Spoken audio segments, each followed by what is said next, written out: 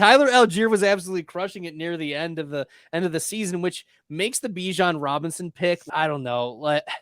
I was almost going to comment on Matt Kelly and Anand Nadur post a couple days ago. They went on one of their podcasts and they said that it was Anand gave the Falcons an F for their selection of Bijan Robinson.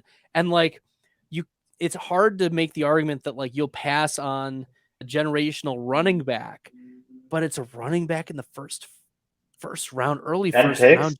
Yeah. Number 8. I wasn't a fan of the pick. I think Tyler Algier proved that he deserved at least a couple more touches per game.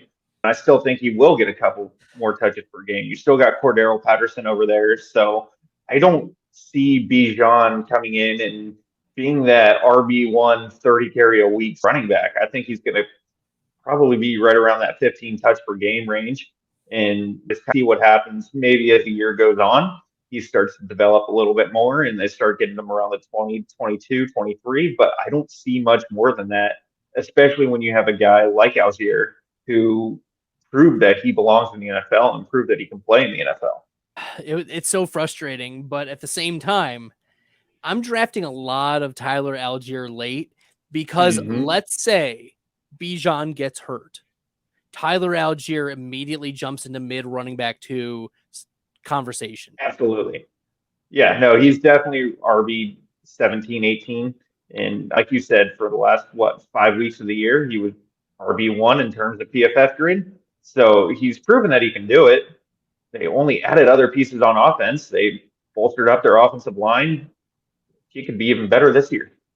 Yeah, this was, and I don't want to get too sidetracked on this, but were the Falcons a generational running back away from the Super Bowl? If the answer was no, then Bijan was the wrong pick.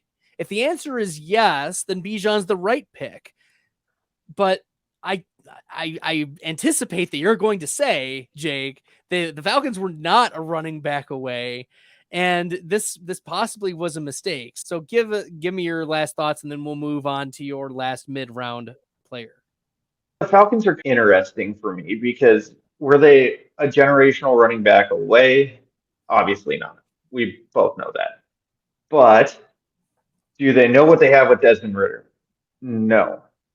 What quarterback was there at 8 that was really going to be someone that moves the needle for them? They would have had to trade up and get C.J. Stroud, Anthony Richardson, or even Bryce Young to be able to say that. And then they might have been a generational running back away because they bolstered up their defense quite a bit this offseason. They added a lot to their offensive line.